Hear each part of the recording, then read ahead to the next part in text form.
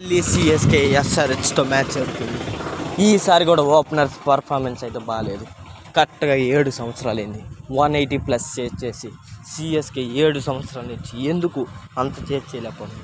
ఎందుకంటే ఒకప్పుడు CSK opening strength మావా, ఇప్పుడు సిఎస్కే ఓపెనింగ్ అంత సరిగ్గా లేదు. ఎందుకంటే సంజు శాంసన్ అగ్రెసివ్గా ఆడుతున్నాడు.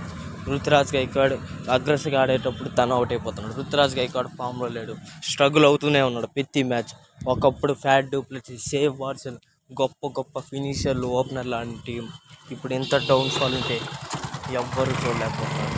సిఎస్కే ఈ సంవత్సరం ఇంజురీ కూడా ఇంకో దెబ్బ. ఊరుకునే ఇంజురీస్ ఇప్పటికి 5-6 ఇస్ హైయెస్ట్ ఇంజురీస్ ఈ సంవత్సరం అయితే చెన్నై సూపర్ కింగ్స్ డే. ఎందుకు ఇప్పుడు ధోని అందరూ ఇంజురీస్. ఇలాంటి ఇంజురీస్ కాకుండా నెక్స్ట్ సీజన్ అన్న కంబ్యాక్ ఇవ్వాలని, ఈసారి ప్లే ఆఫ్స్ పోవాలని కోరుకుంటున్నాము. Chennai super Kings comeback super Kings ఇచ్చారు. ఈసారి ఇస్తే మాత్రం 23 ఏప్రిల్ వాన్ఖేడేలో చూడాలి మామ. Will clasico match.